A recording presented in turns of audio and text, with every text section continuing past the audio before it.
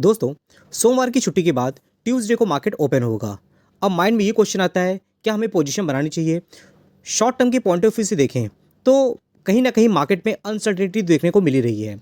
ऊपर से Tuesday, Wednesday, Thursday 3 दिन मार्केट ओपन रहेगा और इस सिचुएशन को देख करके तो कहीं ना कहीं मार्केट को हमें सिर्फ वॉच ही करना है, ज़्यादा कुछ हमें एक्सपेरिमेंट नहीं करना है।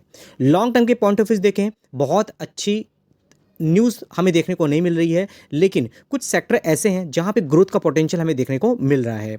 कुछ स्मॉल कैप कंपनियां हैं जिनको मैंने अपने एप्लीकेशन में डिस्कस किया हुआ है। आपने हमारे व्हाट्सएप चैनल को अभी तक ज्वाइन नहीं किया है तो जरूर ज्वाइन कर लीजिएगा। मार्केट व्यूज विवेक आपको देखने को मिलेगा। इसका लिंक आपको मेरे कमेंट बॉक्स में देखने को मिल जाएगा। वहां पे क्लिक करोगे तो आप हमारे चैनल के साथ जुड़ जाओगे। यहाँ पे डूइंग द मार्केट बहुत से अपडेट होते हैं, कंपनी के रिजल्ट्स आ रहे हैं, ये सब आपको यहाँ पे मिल जाएंगे। और साथ ही साथ कुछ अलग अलग स्टॉक स्पेसिफिक जो बातें होती हैं, मेरे एप्लीकेशन का लिंक भी आपको यहाँ पर मिल जाएगा, मेरे टेलीग्राम का लिंक भी आपको यहाँ पे मिल जाएगा। इसके थ्रू आप हमारे साथ जुड़ोगे और आने वाले टाइम पे क्या कुछ न्यूज़ आ रही है सब कुछ आपको मैं ड्यूरिंग द मार्केट ही बता देता हूँ। तो चलिए आगे बढ़ते हैं। तो माइंड में ये क्वेश्चन आता है कि 22,800 का जो लेवल है क्या ये टूटेगा? बहुत लोगों का कहना ये भी है कि निफ्टी 19,000 तक भी जा सकता है, लेकिन मेरा कहना ये है कि निफ्टी आने वाले टाइम पे 25,000 तक भी जा सकता है।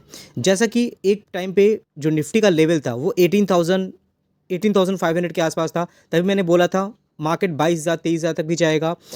लेकिन मार्केट में अप एंड डाउन तो चलता ही रहता है, कभी पॉजिटिव न्यूज़ होती है, कभी निगेटिव न्यूज़ होती है। लेकिन इंडिया का जो एक्सपोर्ट का डेटा आया है ना वो बहुत इंप्रेसिव आया हुआ है। अगर गुड्स और सर्विसेज की बात करते हैं तो ओवरऑल 820 बिलियन को हमने पार कर दिया है, जिसमें से अगर आप देखोगे यहाँ पर ग्लोबल अनसर्टिनिटी को देखते हुए यहाँ पे एक्सपोर्ट जो मर्चेंटाइज एक्सपोर्ट की बात करते हैं अप्रैल और फरवरी में 2024-25 का देखोगे 395 बिलियन डॉलर तक जाता हुआ दिख रहा है। वहीं सर्विस एक्सपोर्ट की बात करेंगे 354 बिलियन डॉलर तक हमें देखने को मिल रहा है। तो आने वाले टाइम पे जो इंपोर्ट का डेटा आएगा ना उससे हमें आइडिया लगेगा कि हम ट्रेड डेफिसिट हमारा कितना होता हुआ दिख रहा है। बाकी अच्छी बात है, जितना ज़्यादा हम एक्सपोर्ट करेंगे उतना ही हमारी इकोनॉमी स्ट्रांग होती रहेगी और ग्रोथ का पोटेंशियल हमें और अच्छी तरीके से देखने को मिलेगा। ट्रेड सेटअप की बात करते हैं 15 अप्रैल को लेकर के बहुत लोग के माइंड में है कि मार्केट कैसा जाएगा, किस ओर जाएगा। हमें इस ओर नहीं जाना है, हम लॉन्ग टर्म इन्वेस्टर हैं। तो कहीं ना कहीं किस सेक्टर को लेकर के अच्छी न्यूज़ देखने को मिल रही है। हालांकि ट्रम्प गवर्नमेंट की तरफ से जो पॉज लगाया गया है टैरिफ को लेकर के, टेक की बात कर रहे हैं, ये भी जो कंपनियां हैं वो कहीं ना कहीं हमें हरे निशान पे देखने को मिल सकती हैं। यूजुअली हम कंपनी के बारे में डिस्कस करते रहते हैं। हमारे एप्लीकेशन को आपने ज्वाइन नहीं किया है तो एप्लीकेशन जो ज्वाइन कर लीजिएगा, क्योंकि यूट्यूब में हम बहुत ही डिटेल में किसी भी स्टॉक के बारे में डिस्कस नहीं करते हैं, लेकिन इस वीडियो में कुछ स्टॉक के बारे में हम डिस्कस करने वाले हैं। आगे की बात करते हैं, कुछ स्टॉक स्पेसिफिक हमें न्यूज़ भी देखने को मिल रही है, जिसमें आलू वालिया कॉन्ट्रैक्ट की बात करें कि इनको जो कॉन्ट्रैक्ट मिला है 396 करोड़ का मिला हुआ है। कहाँ से? गोदरेज प्रॉपर्टी की तरफ से।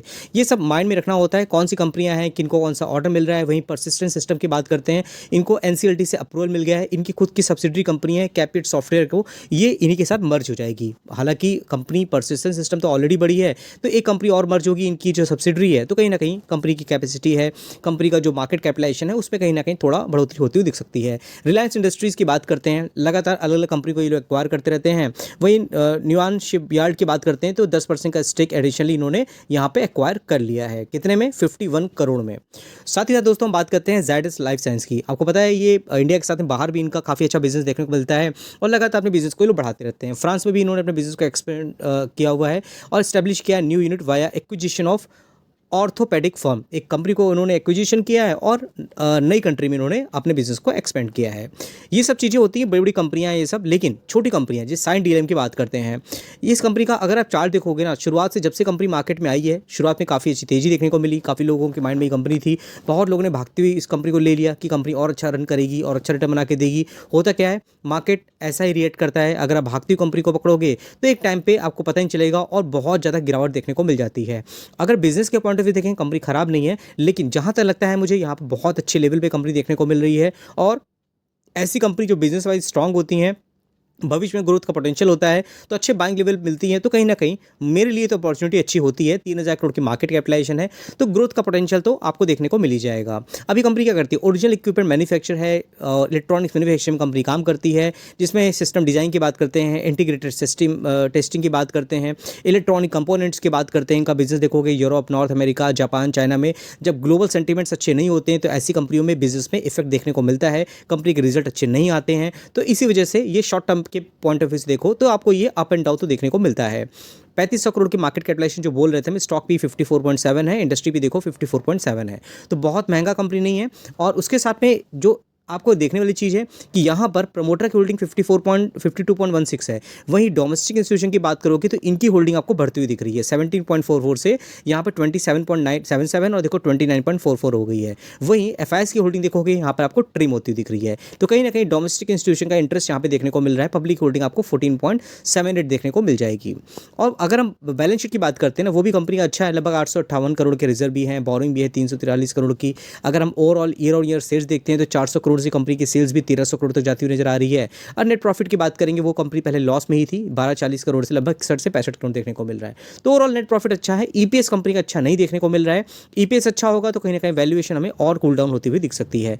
ज्योति सीएनसी ऑटोमेशन की बात करते हैं, ये कंपनी भी आप अगर देखते हो तो काफ़ी अच्छा इसमें करेक्शन देखने को मिल रहा था। टॉप से अगर देखोगे तो कई बार मैं इसको डिस्कस करता आ रहा हूँ शुरू से, और आप देखोगे 41% तक की गिरावट थी। और यहाँ देखोगे तो इसमें यहाँ पे कितना 798 के लेवल पे थी, और अभी यहाँ पर हमें थोड़ा सा रिकवरी होती हुई दिख रही है।